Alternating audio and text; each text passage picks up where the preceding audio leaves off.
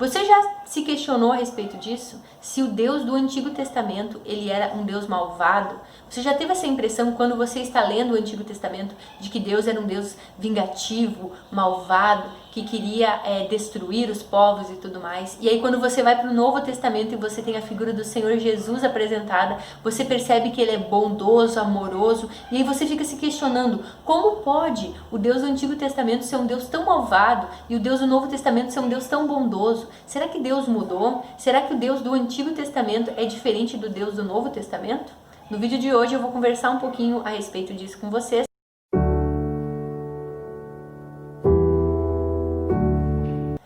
Bom, gente, quando eu fiz a primeira vez a leitura do Antigo Testamento, eu tive essa impressão.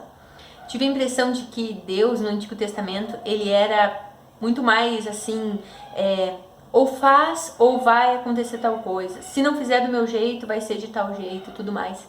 E aí, nos últimos dias, eu tenho conversado muito com Deus a respeito disso, nas minhas orações, pedido um direcionamento dele para que quando eu faça a leitura, eu enxergue o que ele quer me mostrar, né? Não com o olhar da Michele, mas com o próprio Espírito Santo agindo no meu coração para que eu tenha um entendimento da palavra. E baseando-se nisso, eu decidi trazer esse vídeo aqui para o canal, porque eu quero mostrar para vocês que na realidade o Deus do Antigo e do Novo Testamento é o mesmo Deus, assim como lá no Novo Testamento nós temos aquilo que Jesus é o mesmo ontem, hoje e sempre. Eu quero mostrar para vocês através de alguns versículos, de alguns capítulos presentes no livro de Deuteronômio, que Deus, ele é bom, ele é justo, ele é fiel e ele é o mesmo. A única diferença que nós temos é que no Antigo Testamento ele se comunicava através dos profetas e de pessoas que eram ungidas, e no Novo Testamento ele se fez carne e habitou entre nós e pregou a mesma coisa praticamente que era já dita lá no Antigo Testamento. Então, quero compartilhar com vocês alguns versículos de alguns capítulos do livro de Deuteronômio. E qual é o contexto do livro de Deuteronômio? No livro de Deuteronômio nós temos uma recapitulação do que de todos os estatutos, os decretos, os mandamentos que o Senhor deixou e que foram passados do Senhor para Moisés e que Moisés estava passando para o povo. Então o porta-voz dessas mensagens era Moisés, né, o profeta que tinha sido levantado por Deus, e ele estava ali recapitulando com todo o povo o que eles tinham que fazer, o que era esperado deles por Deus, para que tudo desse certo para eles eles prosperassem, para que eles vivessem uma vida longa e feliz, para que a terra onde eles iam começar a habitar, que era a terra prometida, que eles estavam prestes a conquistar, para que tudo desse certo lá. Então nós temos essa recapitulação, nós temos ali o profeta Moisés falando para eles tudo que Deus esperava deles para que eles prosperassem e vivessem uma vida feliz e plena na terra que Deus estava concedendo a todos eles. E aí o que eu quero dizer para vocês de características, de coisas que eu vi a respeito de Deus, o Deus do Antigo Testamento, e aí eu queria comentar com vocês. No capítulo 14 de Deuteronômio, nós temos ali uma parte em que fala sobre a entrega dos dízimos, né? E aí nós temos a seguinte descrição no versículo 29. Entreguem o dízimo aos levitas, que não receberão porção alguma de terra como herança entre vocês, e também aos estrangeiros que vivem entre vocês, e aos órfãos e às viúvas de suas cidades, para que eles comam até se saciarem. E então o Senhor, o seu Deus, os abençoará em todo o seu trabalho. Então, nesse pequeno trecho entre que é o versículo 29, nós temos Deus dizendo o que para o povo?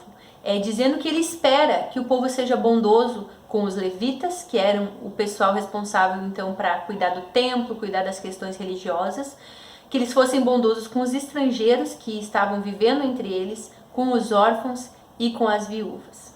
Então aí nós já temos uma noção da forma com que Deus ele gostaria que o povo agisse. Nós temos também a seguinte descrição. No capítulo 15, no versículo 7, o Senhor diz: se contudo houver algum israelita pobre em suas cidades, quando chegarem à terra que o Senhor, o seu Deus, lhe dá, não endureçam o coração e não fechem a mão para eles. Ao contrário, sejam generosos e empreste-lhes o que for necessário. Ou seja, Deus estava dizendo para eles serem bons com os pobres. No versículo 10 ele fala: deem aos pobres com generosidade e não com má vontade, pois o Senhor, o seu Deus, os abençoará em tudo que fizerem. Então aí a gente já vê o que? A preocupação de Deus. Nós temos também no capítulo 19 uma outra ordem de Deus para o povo, e no versículo 14 ele diz: quando tomarem posse da terra que o Senhor, o seu Deus, lhes dá como herança, jamais roubem terras de outros, mudando de lugar os marcos de divisas. Não condenem alguém por um crime ou um delito com base no depoimento de apenas uma testemunha. No versículo 10 do capítulo 20, o Senhor também declara: quando vocês se aproximarem de uma cidade para atacá-la, primeiramente proponham paz a seus habitantes. Então nós vemos aí um Deus que está falando para o povo: olha, quando vocês forem atacar uma cidade, antes de vocês entrarem nela e saquearem, fazerem um monte de coisa, vocês proponham a paz. A paz deve ser a prioridade quando vocês forem iniciar uma disputa com qualquer outro reino. No capítulo 22, em que ele fala: se você vir solto por aí o boi ou a ovelha de um israelita, não fuja de sua responsabilidade e devolva o animal ao dono. E no versículo 4 ela fala: se você vir o jumento ou o boi de um israelita caído no caminho, não o ignore, vá e ajude o dono a levantar o animal. No capítulo 23, no versículo 19, nós temos também: não cobrem juros sobre os empréstimos que fizerem a um irmão israelita, seja de dinheiro, de alimento ou de qualquer outra coisa.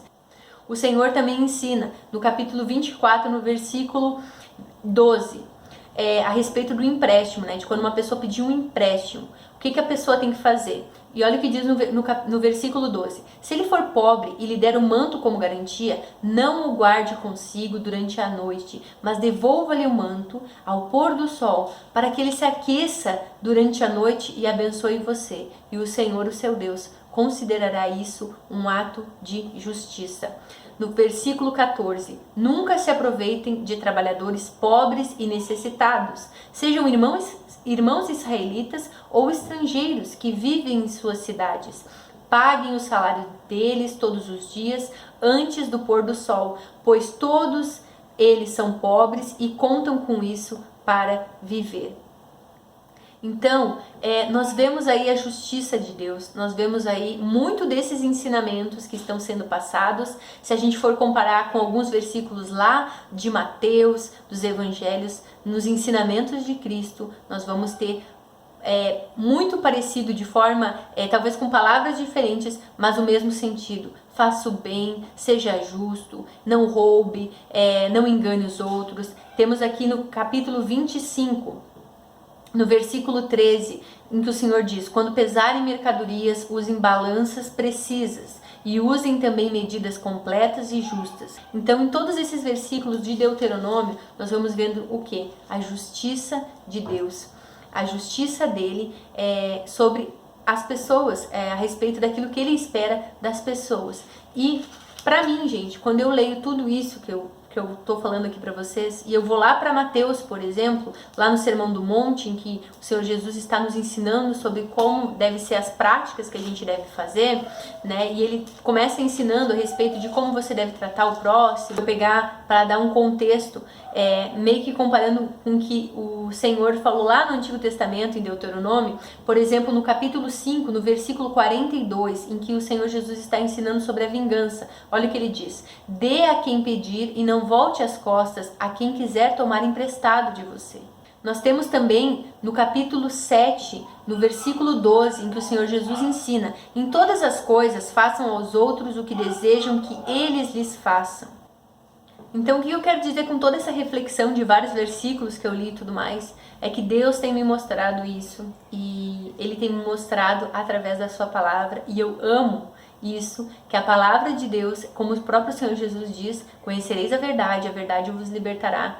quando você pega a palavra de Deus e você pede o direcionamento dele para você entender as coisas, ele vai clareando a sua mente, ele vai te mostrando na própria palavra quem ele é e o que ele faz. Então, para quem às vezes tem essa dúvida de será que o Deus do Antigo Testamento ele é malvado, o Deus do Novo Testamento parece ser mais bonzinho? Na realidade, ele continua sendo o mesmo Deus. Lá no Antigo Testamento, no Novo Testamento, a grande diferença é que o Deus do Antigo Testamento ele se manifestou de maneira corpórea como homem no Novo Testamento e praticamente ensinou tudo aquilo que já tinha sido ensinado por ele lá no Antigo Testamento, e nós vemos a bondade de Deus nesses versículos que eu comentei com vocês, a preocupação de Deus com os órfãos, com as viúvas, com os estrangeiros. Tem um versículo que eu não achei ali para ler para vocês, mas se você tiver interesse, pegue o livro de Deuteronômio para ler, para você ter esse esclarecimento disso que eu tenho comentado com vocês. Mas tem uma parte que fala que se um escravo ele fugir e ele tentar se refugiar junto do povo de Israel, o povo não deveria devolvê-lo para os seus donos, mas deveria acolhê-lo, porque uma vez eles também tinham sido escravos na terra do Egito.